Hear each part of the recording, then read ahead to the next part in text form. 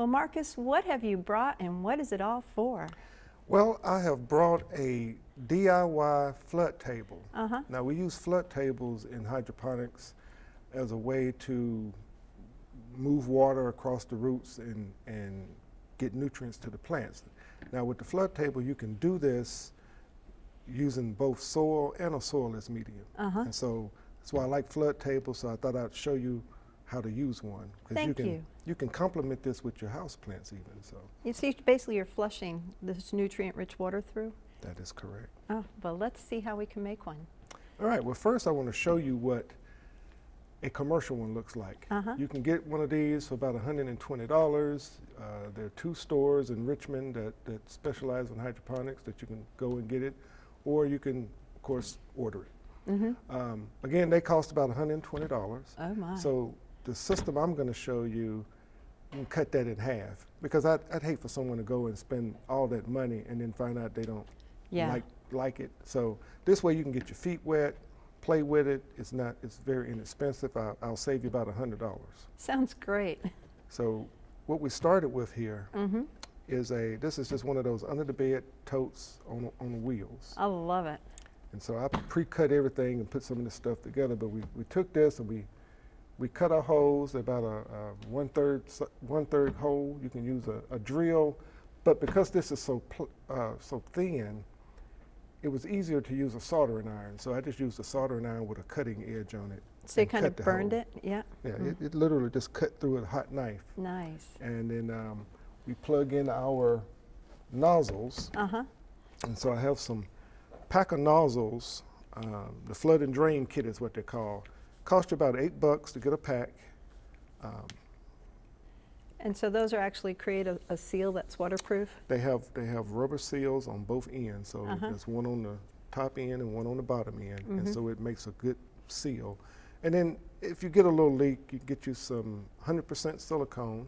100% silicone, once it cures, it's aquarium safe, so it means it'll be safe for your flowers as well. It's a lot of times what they line aquariums with to keep Yeah, them 100% that's exactly it. waterproof. Yes. And so if you hand me the pump, so I want Okay. to show the pump. This pump costs you about $25 to $28. Uh-huh. It's very simple piece. End of life, they last about 3 years. We've gone through so many pumps that we know when they're in. So 3 years is the mark. And you're going to put that submergible pump into your tote of nutrients, Mm-hmm. which is just water. And so we're using a bucket here today just so we wouldn't make a mess. You line your drain over the tote, because what's going to happen is you're going to pull those nutrients up with the pump, fill up your tray, and then Uh-huh. it's going to drain back out. And then you just reuse those nutrients over and over again. So what do we put in the tray? We've got some plants, I see, and some are in soil. Yeah, so with this system, you can use both existing pots with your soil and just sit them in here, and as it fills, Mhm. it's going to fill up, and the soil is going to soak it in, So and then it's, it's going to run back out. right, is this going to regulate the water depth, or? So what this does, take this, and so you pop this right into The end hole. here, Uh-huh.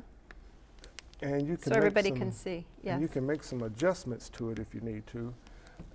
The rate of flow is going to really be determined on how big your tank, how big you make your table, as well as how many plants you have in here, on how much it's going to fill. So it's going to fill up, and then it's going to start to drain.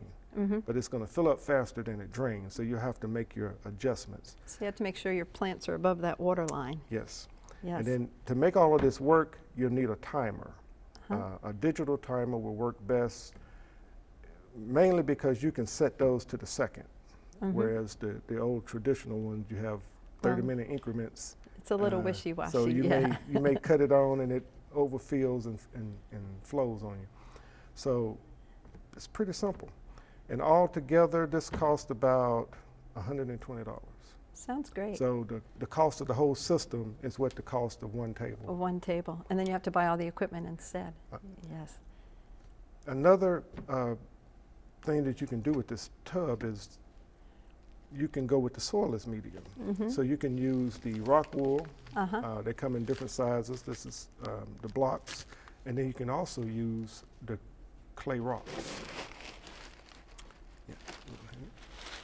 So these clay rocks, they provide something that the roots can hold on to hold themselves up. And so you can connect this to your fish tank if you want to go at hydroponics. You can just connect this to your fish tank. Instead of putting the pump into a bucket, you can put it in your fish tank and then pump that water and recirculate it. Well, I have a question. If you don't have a fish tank and you need the water, what type of nutrients do you put in to the water to make sure your plants have the adequate food they need? Well, there's all sorts of water-soluble fertilizers on the market. You want to get one that says it's good for hydroponics, but there's a ton of them on the market. And so as long as it has nitrogen, phosphorus, magnesium, and the whole 9 yards, just like Any regular other yard fertilizer, you're good to go. Well, that sounds great. And tell me, is that water-soluble fertilizer, it's just constantly recycling, so how often do you have to sort of like add more? It depends on what you're growing.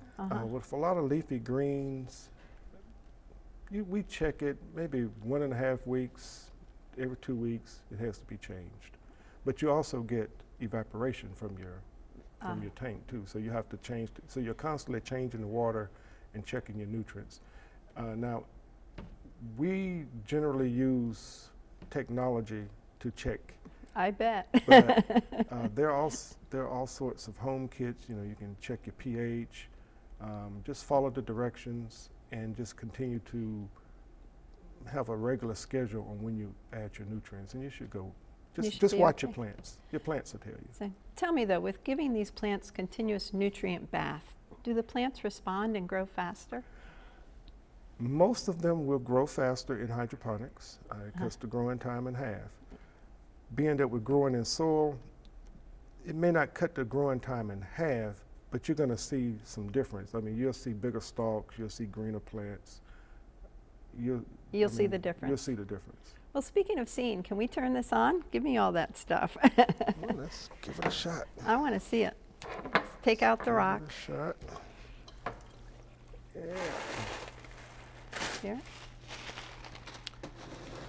And let's see it. So we've got it bubbling on up through and in, and it's filling up. So what happens, you see water comes up one, and then as it rises, it will start to drain out of the other. So it should never flood. It should never flood. Right. So if we're using a block like this, we would have our drain much lower so that it would never truly submerge the plants? Or? Right. You may have to make the adjustment depending on what size pots you have, what type of media you have. It really is going to vary from plant to plant, from media to media. Okay. The way this is set up at the moment, we've got a while before it'll start to drain. Yeah. But the idea with this pot, if you line this up with several pots, that would be perfect. Because then that water level would rise faster. Yeah. Marcus, this is wonderful. Thank you for showing us a nice DIY project on how we can basically speed up the growth of our plants, or we can even choose to go hydroponically if we so care to do so. So appreciate it. This has been great information. Thank you. Thank you for having me.